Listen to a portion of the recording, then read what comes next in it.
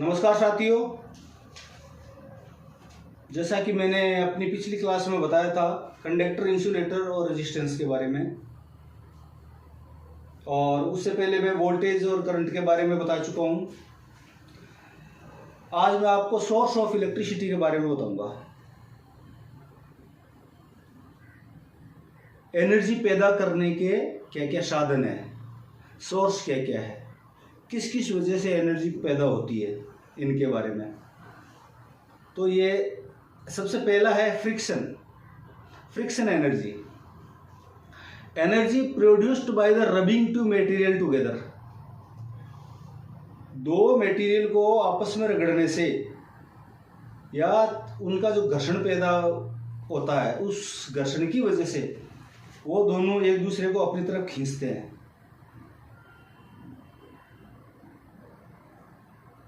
इसी प्रोसीजर की वजह से थॉमस एम्बर ने इसका नाम इलेक्ट्रिसिटी रखा था। थॉमस एम्बर ने कांच के टुकड़े को रेशम पर रगड़ा तो दोनों आपस में एक दूसरे को खींचने लगे। तब थॉमस एम्बर ने इसका नाम इलेक्ट्रिसिटी रखा। यहीं से शुरुआत हुई इलेक्ट्रिसिटी की। फ्रिक्शन जो एनर्जी है उसी से। नेक्स्ट है हीट। दो डिफरेंट मेटल स्ट्रिप के एंड को जोड़ दो। जोड़ने के बाद इसके नीचे हीट दो। इस जॉइंट को दोनों जहां से कनेक्ट हो रही है उसको हीट देने से यहां पर पोटेंशियल डिफरेंस मिलेगा, यहां वोल्टेज मिलेगा दोनों के एंड पे। इसको बोलते हैं heat energy. Energy produced by heating the junction where the two unlike material are joined। यानी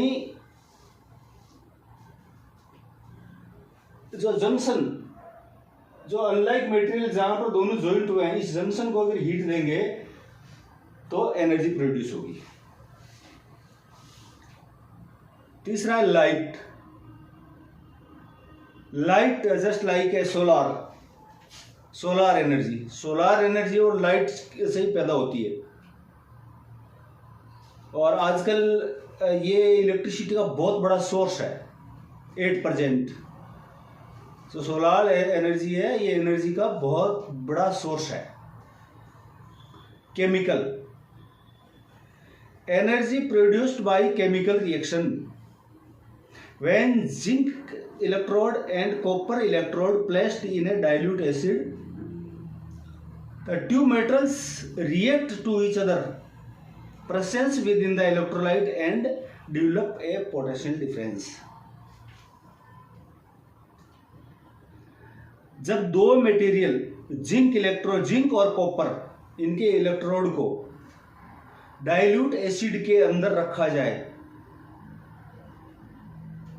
तो दोनों मेटल एक दूसरे को रिएक्ट करेंगे और इलेक्ट्रोलाइट और इनके बीच में जो केमिकल रिएक्शन पैदा होगा, किनके बीच?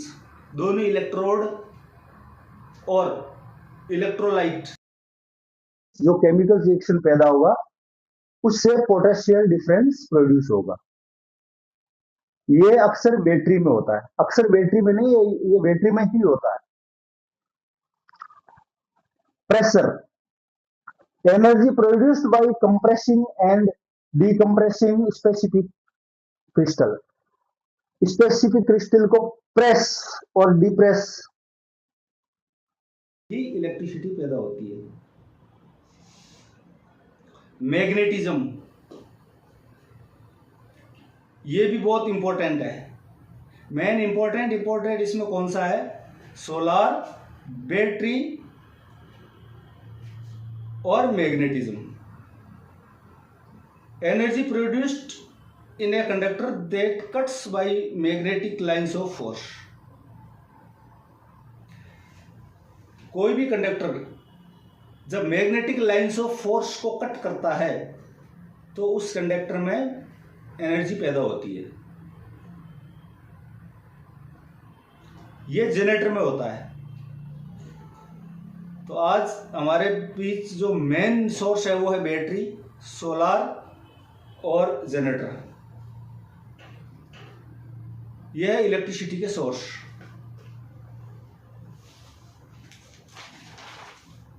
अब है इसके इफेक्ट। सोर्स हो गया, इसके इफेक्ट क्या है? इलेक्ट्रिसिटी को हम देख नहीं सकते, लेकिन हम इसके जो इफेक्ट है उनको महसूस कर सकते हैं।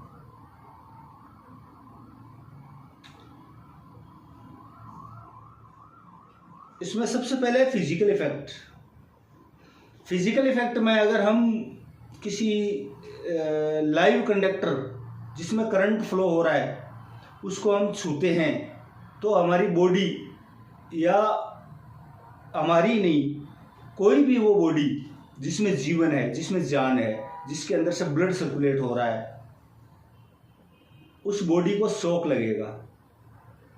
शॉक लगेगा, शॉक की वजह से शरीर की जो अंतड़ियां हैं वो सिकुड़ने लग जाएगी, जिससे ब्लड का फ्लो बंद हो जाएगा और थोड़ी देर में हार्ट फेलियर हो जाएगा।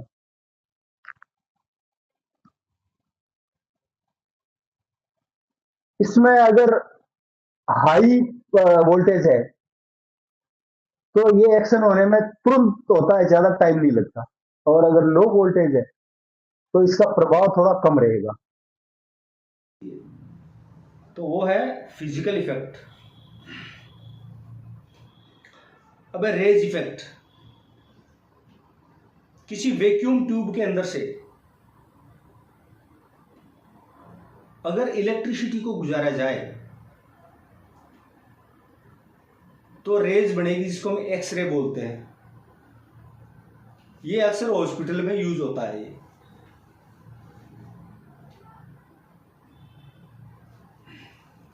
उसके बाद है हीटिंग इफेक्ट। किसी भी कंडक्टर के अंदर से इलेक्ट्रिसिटी गुजरती है तो उसमें हीट पैदा होती है, वो हीटिंग इफेक्ट। उससे हम पता कर सकते हैं कि इलेक्ट्रिसिटी है, इलेक्ट्रिसिटी चल रही है। Chemical effect. केमिकल इफेक्ट जब किसी बैटरी है, केमिकल इफेक्ट में बैटरी आती है, बैटरी के अंदर से अगर हम इलेक्ट्रिसिटी गुजारेंगे तो जो जिंक और कॉपर के जो इलेक्ट्रोड है उनके साथ इलेक्ट्रोलाइट का केमिकल रिएक्शन होगा तो उसके अंदर बिजली भी पैदा होगी। वो है केमिकल इफेक्ट। Magnetic effect. किसी भी लोहे का पीस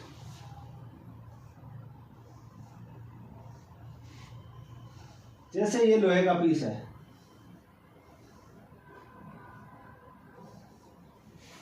ये लोहे का पीस है, इसके चारों तरफ वायर लपेट दिया, तार लपेट दिया, फिर इस तार के अंदर अगर हम इलेक्ट्रिसिटी फ्लो करेंगे और ये अगर मैग्नेट बनता है तो ये मैग्नेट बनेगा।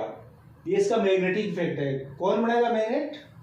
ये आयरन पीस मैग्नेट बनेगा। ये मैग्नेटिक इफेक्ट है।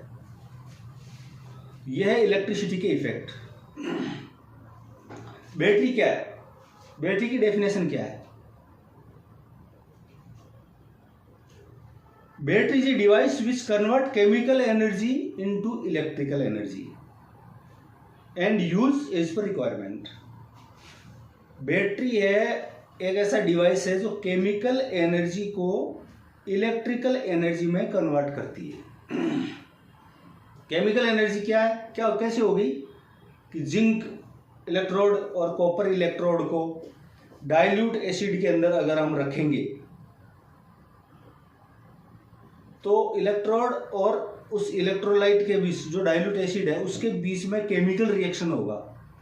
उस केमिकल रिएक्शन से वो जिंक और कॉपर के जो एंड है उसमें आपको पोटेंशियल डिफरेंस मिलेगा। यह है केमिकल एनर्जी को इलेक्ट्रिकल एनर्जी में कन्वर्ट करना। Generator is a device which convert mechanical energy into electrical energy. Mechanical energy क्या है?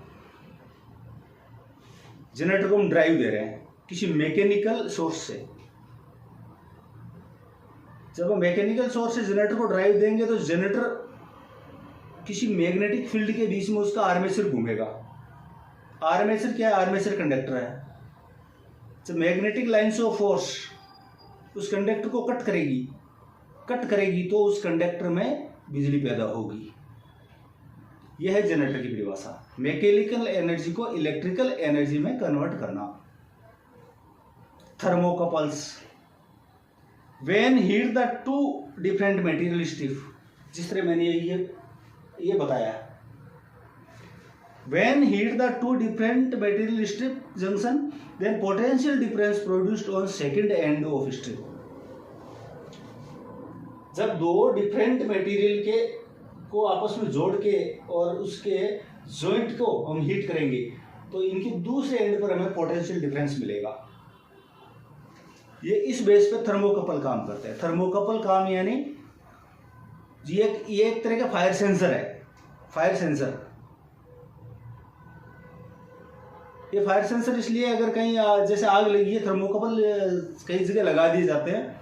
जब आग लगती है कहीं तो उस आग की वजह से ये स्ट्रिप गर्म होती है तो वो फायर अलार्म इसके थ्रू ये सेंस होके वोल्टेज पैदा करके फायर अलार्म वगैरह या फायर एक्सटिंग्विशर वगैरह वो डायरेक्ट मतलब ऑपरेट कर देंगे। तो इस बेस पे थर्मोकपल काम करते हैं। अभी मेरी पिछली क्लासें भी मैं देख रहा हूँ और आगे भी मैं क्लास तो लेता रहूँगा, लेकिन ज़रा आप लोग अपना इंटरेस्ट बढ़ाइए, और इंटरेस्ट ना भी बढ़ाएंगे तो भी मैं तो अपना छोटा बड़ा जो क्लास ले रहा हूँ वो लेता रहूँगा आगे। वैसे ये खासकर जो ये IITI के जो लड़के हैं, ये इनके लिए काफ़ी इम्पोर्टेंट है, क्योंकि हो सकता है क्लास में कुछ सब्जेक्ट छूट जाए तो यहाँ पर कवर हो जाए। तो इसलिए प्लीज़ चैनल को ज़रा लाइक और सब्सक्राइब ज़रूर कीजिए। Thank you.